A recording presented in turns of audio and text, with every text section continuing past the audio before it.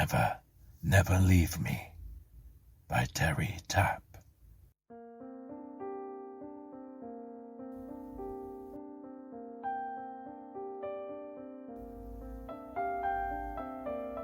It had happened so many times before, and Clara knew that it would happen again that night. She closed her eyes, willing blessed sleep to drown her tumultuous thoughts as she lay snug in her bed.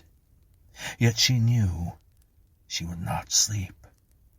Soon she would be with David. Nurse, the voice would whisper, Nurse Caldwell, you are needed. Then she would jump from her bed, heart racing, as she fumbled under her pillow for the canvas roll which contained the precious surgical kit. Within seconds she would be ready, stumbling across her darkling room and out into the cold, cold moorland night. David would be waiting there, foot hard down on the accelerator of the old army ambulance, his face lined with fatigue. How many times had she been called in the past? How many times would she be called again? Diptheria had raged through the Yorkshire countryside like a maddened beast, snarling, strangling, and murdering without discrimination. Clara had been on constant call at the fever hospital, sleeping with her surgical roll under her pillow, so that she would be ready to answer an emergency call immediately. Suddenly, she sat upright in her bed, ears strained to catch the slightest sound. The headlights of a passing car lighted the curtains of her room, then passed into the night. She sank back on the pillow, her heart still beating and fluttering like a wounded bird. Dear God, she breathed, when will I sleep? What more do you want from me? And from the dark corners of the room, she imagined that she heard low, evil laughter. No use trying to sleep now. Soon, she knew, the voice would whisper, and she would be dragged back into the reality again. Soon she would feel the stinging slap of the bitter night air, smell the fumes from the stovepipe which stuck out of the roof of the old brown ambulance. Soon she would be sitting next to David as they hurtled through the still moorland towards another heartbreak. David, she whispered. Oh, David. Without him, what would she be? How could she have faced the countless operations? When she was tired and near to tears, it had been David's arms which had comforted her. When she had failed, he had encouraged her, and when, once in a while, there had been victory, David had laughed with her and kissed her. Together, they had shared the triumphs and the defeats. Nothing would ever take that away. They were a team, and David had never let her down. Clara smiled as she thought of him, her face relaxing into peaceful repose. Perhaps tonight there would be no call. Perhaps, just for once. She conjured up his face in her mind, exploring every feature of it as for the first time. Again, she heard him say those precious words, I love you, Clara. How tightly she had held him, tight, tight with desperation. Don't leave me, David, she had whispered. Never, ever leave me. Suddenly, she heard muffled footsteps outside her door. She was out of bed before the voice could call her. Nurse, the voice whispered. Nurse Caldwell, you are needed. I know, she called. I'm coming. Hand under the pillow, to find the canvas surgical kit, boots on, gloves and scarf. Already she could hear the ambulance revving hard outside the window as she threw open the bedroom door and ran lightly down the stairs and out into the inky night. "I'm coming, David," she called. "I'm coming." The passenger door was open, and Clara swung herself into the seat as the clutch was let out and the ambulance lurched forward, belching out hot fumes into the cab. "Where is it?" she asked, turning to face David. But it was not David that night. 3 miles, the driver replied. "Where's David?" Clara asked, trying to hide the disappointment in her voice. No answer. Then she knew. Clara knew beyond all doubt whatsoever. "Hurry!" she begged. "For God's sake, hurry!" She knew it would be David. It had to be. The ambulance clattered through the cobbled streets of the village and drew up outside a low-roofed cottage. Clara took out her kit and threw the door open, instantly jumping out and knocking on the cottage door. "Come on," she said. "Come on, come on."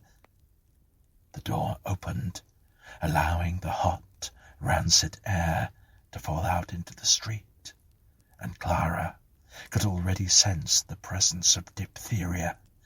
"Thank God," the woman said. "Thank God." Clara, pushing past the elderly woman, went into the dark room. She did not have to ask where the patient was, for she could hear the rasping, rattling of his lungs. "Light," she said abruptly. "I must have more light." The woman turned up the wick on the solitary oil lamp, and the room turned sickly yellow. "You must be Clara," the woman said, as she drew nearer with the oil lamp. "David never stops talking about you. Never stops." Her voice cracked, and the lamplight wavered. "A cloth," Clara snapped. "Get me a clean cloth and anything which gives light. I must have more light." Keeping her eyes from his tortured face, she examined the swelling in his throat. Evil and glistening, the grey membrane had swollen up, filling the throat and writhing into the mouth, choking and cancerous like an evil serpent. "Clara," David said. The voice was distorted, a monstrous imitation of his own soft tones, articulated only with the greatest of all difficulty. He threw his head back, trying to drop the membrane into his throat, to allow air to get to his lungs. "For Christ's sake, Clara, let me go." "No," she cried. "I have to try."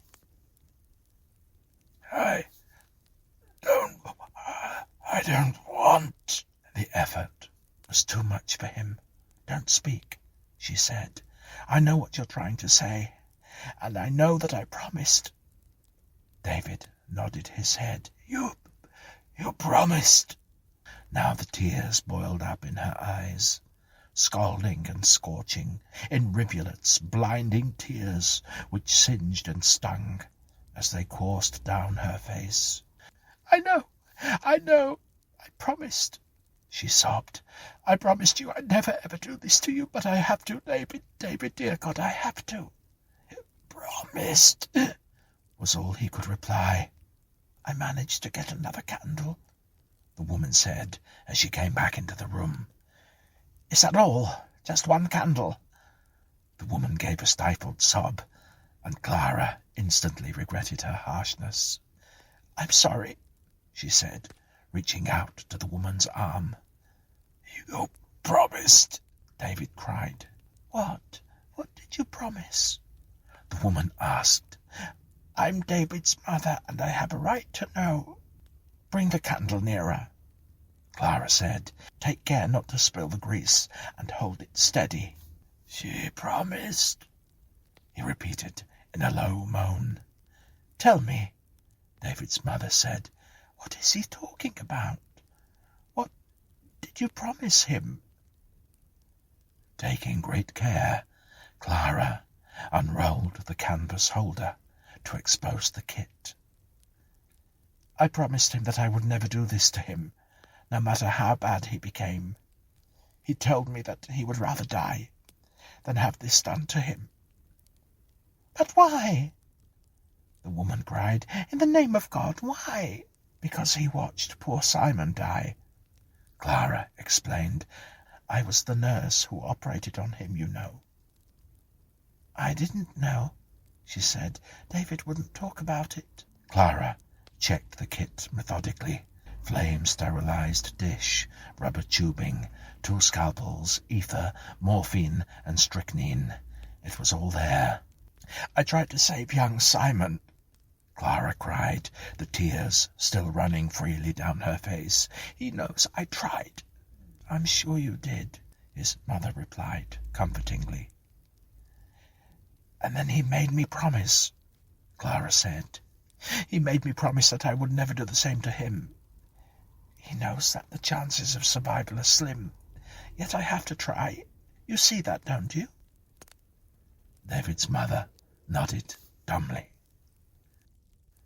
The scalpel was of the finest surgical steel, and Clara held it lightly, like a fine pen. She appeared to be smiling, her upper lip drawn back over her teeth to expose her gums, her hand shaking as she watched David's face contort in another effort to speak.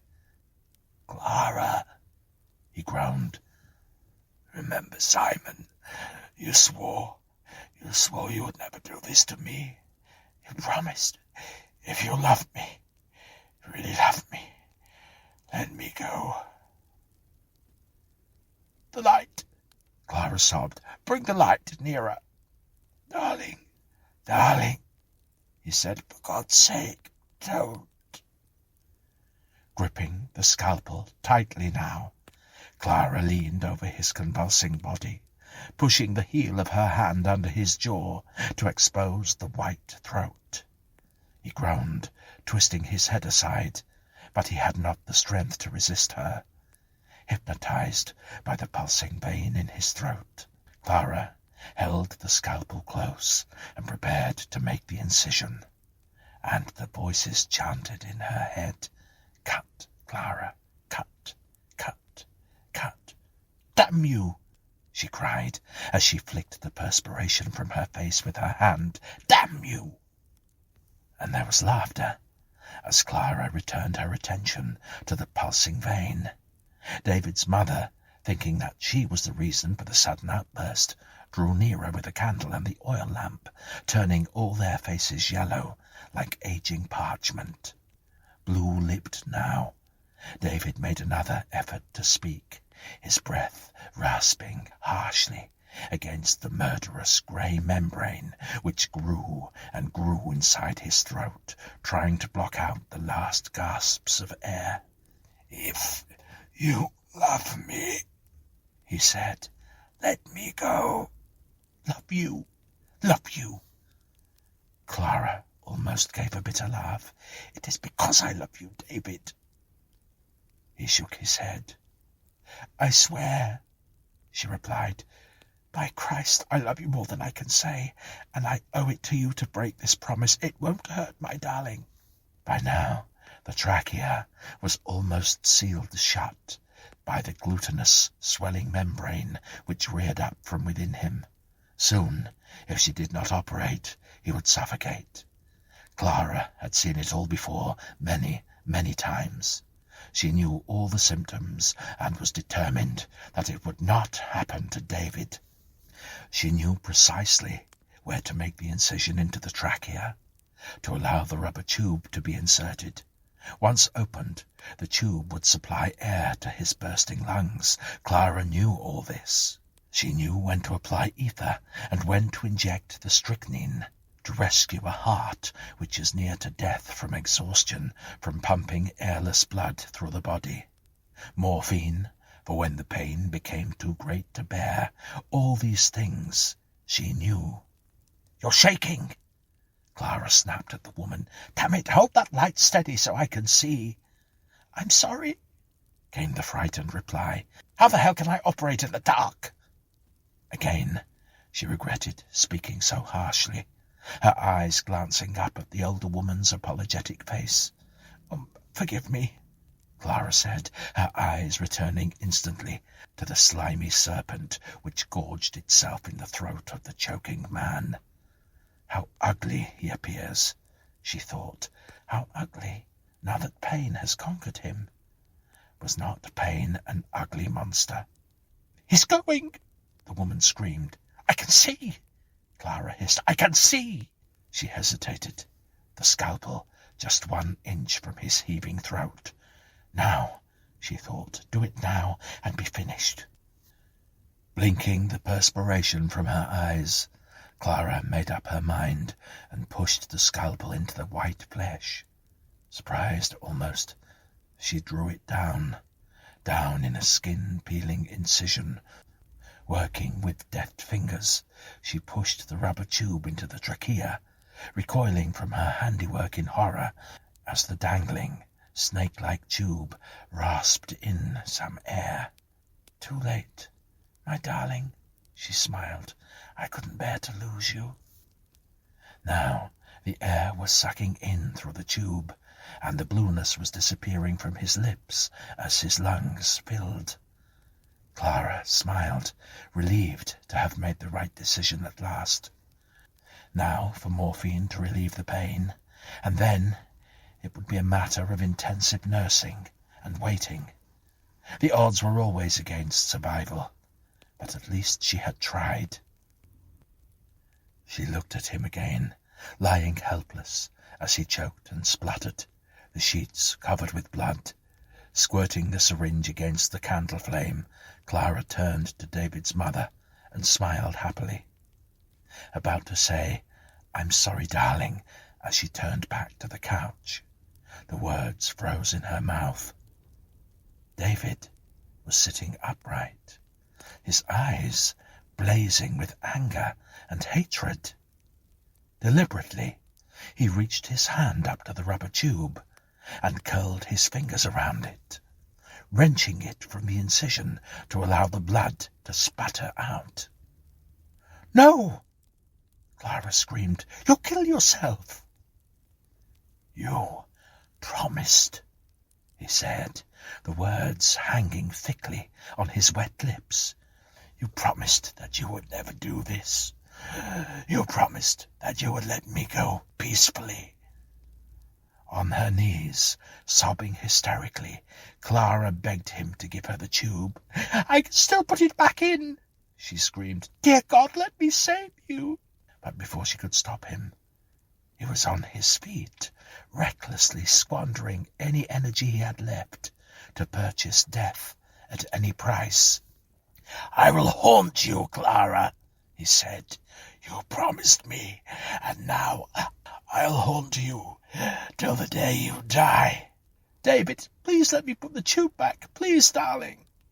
He laughed, his throat filled with a malevolent, blooded serpent, a loud, evil laugh, gurgling and rich with malice. Disdainfully, he threw the wriggling rubber tube into the ebbing fire, and Clara pushed her hands into the scorching flames to retrieve it. She felt the fire lick over her fingers, and she smelled the scorching of her own flesh as she frantically struggled to grab hold of the tube. With a cry, she drew it from the flames, her fingers covered with ash and blisters. But the tube was too far burned to be of any use, and she knew, deep inside, it was too late anyway. "By Christ and all the saints," he cried, "I will haunt you till the day you die, Clara." But I did it for you, David." Her arms reached up to him, and he looked pitilessly down at her. "I love you," she said simply. He laughed. Death had taken hold of his body, and he was no longer in it. Now his body stood there, a shell in which the last sparks flickered. The body laughed, and Clara screamed as she beheld his awful face twisted up with hatred. "Run, she said to herself, and she found herself running without realizing. Run, Clara, run for your life. His laughter echoed in the lonely street, like a sabre carried on the wind and shattering the night calm, as Clara ran. Run, Clara, run! The laughter came up, coiling around her, never retreating, as she ran from street to street, her leather boots resounding on the slippery cobbles. "God forgive me!" she screamed. "Dear God, forgive me!" She screamed again, finding blessed relief in screaming, to drown out the laughter in her ears, and then hands gripped her shoulders, shaking her gently. "Miss Caldwell?" Another scream. "Miss Caldwell!" I... She could not find the breath to answer. "Is it you, Miss Caldwell? Come over here into the gaslight, where I can get a good look at you." She felt herself being led across the road. "Oh, dear," the policeman said. "What are we going to do with you, Miss Caldwell?" "What do with me? What?" "Lord knows how many times I've found you out like this, wandering streets miles from home." "I know," she said. "Then why? Why'd you do it?" "I'm sorry," she said. "I don't mean to be troublesome to you. I'm very sorry." "God bless you, ma'am," he said. "I know you can't help it. But you're not getting younger, Miss Caldwell. None of us are getting younger. You'll catch your death out here." Clara smiled. "It isn't funny. Could easily get lost on moors at night. It would be the death of you." He removed his heavy coat and placed it around her shoulders as they walked together. "It was David," she said. "I had to go to him." "You always say that, Miss Caldwell," he replied. "Always the same excuse." "It isn't an excuse. The ambulance took me to the Pottery Cottages." "Pottery Cottages were pulled down years ago," he said. "You know that as well as I do. Look, I don't mean to be disrespectful, Miss Caldwell, but oughtn't you to see your doctor about all this?" "I do," she told him. "But the doctor says that I have to come to terms with it, whatever that means. He tells me not to feel guilty, and that is like telling a child not to feel pain." At once she conjured up the image of young Simon threshing about on the floor of the bedroom, while David had stood by, helplessly watching. "Sometimes it works," the policeman said. "What? What works?" "Talking to a child that way. Suggestion, I suppose." Clara smiled. "Nearly home now," he said. "You get straight to bed, and stay there, mind." "I will," she said. "Tell me, officer, do you think we meet our loved ones when we die?" "I don't know," he said. "What a question to ask." "I wish I knew," Clara said wistfully. "I expect we do," he added, more to comfort her than from conviction. "But nothing in this life is certain, so how can we be sure of the afterlife?" "We can't be certain," Clara said. "That's the trouble." "Here we are," said the policeman kindly, "and look what you've done." "What? What have I done?" "You've left your back door wide open," he said. "No wonder people get things stolen if they're so careless." "Oh, I didn't think," Clara replied. "All I could think of was getting out of the house to see David." "All right," he said with a sigh. "You go indoors now. Make sure you have a hot drink before you go back to bed." "I will," she smiled, "and thank you very much for seeing me safely home." The policeman watched her until she was safely indoors, and then continued on his way. Clara went into the kitchen, put the kettle on the gas ring, and took a cup from the dresser. As she waited for the water to boil, she stood before the mirror and removed her headscarf to reveal the white, flowing hair. How many times, she thought, how many times will it happen to me? Indeed, How many times had it happened before? Taking her drink upstairs, Clara snuggled into her bed and sipped it, luxuriating in the warmth. She did not care how many times it happened again, so long as it did happen again. The policeman was right. How did one know for certain that death would reunite loved ones? It was not certain. Not as certain as the fact that she would continue to be called during the nights ahead, as long as she lived. The only thing she really dreaded was the chance that one night it might not happen at all. But that would be too hard to bear. Clara lay back on the pillow, drowsy with sleep.